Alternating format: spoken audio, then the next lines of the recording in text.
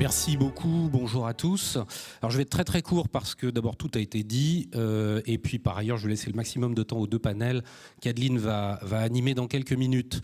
Mais en deux mots, quel est le rôle du fonds de fonds dans tout cela et dans ce panorama? C'est toujours la même chose, c'est-à-dire que c'est de contribuer à l'expansion de cet écosystème et de cette boîte à outils globale au bénéfice des entreprises industrielles. Et quand je fais deux pas de recul par rapport à ce qu'on fait au fonds de fonds, au-delà de la recherche de performance financière, il y a vraiment cet objectif d'impact pour contribuer au développement des entreprises et au développement du capital risque et du capital développement. Ça, c'est l'objectif global.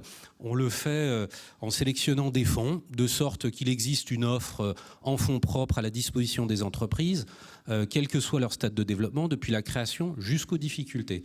Et c'est la raison pour laquelle on est actif sur à peu près toutes les stratégies qui existent, sauf le LBO mid-market généraliste. Pour le reste, on fait à peu près tout. Alors, quand je regarde un petit peu ce qui a été fait, Nicolas l'a rappelé, on l'a fait avec l'amorçage, on l'a fait avec le growth, on l'a fait avec le retournement. C'est-à-dire qu'à chaque fois que dans le paysage, on identifie un endroit où il y a moins d'acteurs privés, on donne à notre action une intensité plus particulière. Et ça va être le cas, évidemment, des startups et des entreprises industrielles. On l'a fait et à la vérité, le succès a été plutôt au rendez-vous. C'est-à-dire qu'au début, les investisseurs privés regardaient l'amorçage, le growth, en étant un peu dubitatif.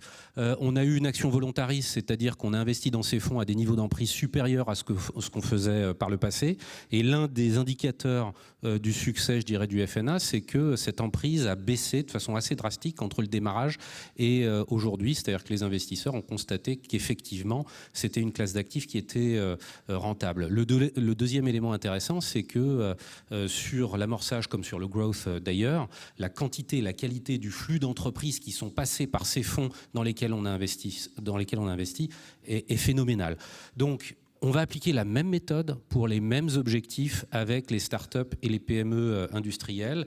Dans le cadre du FNVI, donc on gère dans France 2030.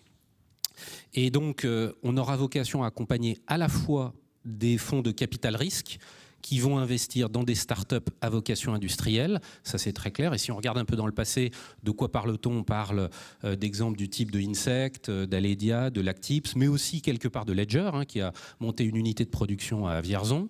Mais on va aussi, et ça c'est une grande différence, on va aussi accompagner des fonds de capital développement qui vont investir dans des PME industrielles qui innovent, soit pour transformer leur processus de production, soit pour créer de nouveaux produits et donc installer de nouvelles unités de production, et soyons fous, soit pour relocaliser des unités de production sur le territoire français. Donc la grande différence par rapport au FNA, c'est qu'ici on ne parle pas uniquement de start-up, on parle aussi de PME, et donc on aura des fonds de capital risque et des fonds de capital développement. On va le faire avec une action un peu volontariste, c'est-à-dire qu'on se positionnera en amont des levées de fonds, plus en amont que ce qu'on fait d'habitude. On se positionnera probablement aussi avec des niveaux d'emprise plus importants que ce qu'on fait d'habitude, en attendant que la dynamique auprès des investisseurs privés s'accélère, et on est à peu près convaincu que ça va se faire comme ça a été le cas pour le reste. On va le faire aussi en appliquant les ingrédients classiques que vous connaissez pour assurer le succès d'un fonds, c'est-à-dire que leur donner à l'origine des projets de ce type-là, ça va être l'équipe, la qualité de l'équipe, son track, la pertinence des stratégies, évidemment la mise en place d'un dispositif d'accompagnement opérationnel spécifiquement sur les sujets industriels, c'est fondamental pour que ça fonctionne, et la capacité à lever des fonds auprès d'investisseurs privés pour faire un premier closing. À partir de là, le FNVI n'est pas encore tout à fait opérationnel aujourd'hui, mais tout est décidé, et vous connaissez le temps que ça peut prendre de lever un fonds. Donc venez nous voir dès maintenant pour tester des idées de stratégie, tester des idées d'équipe.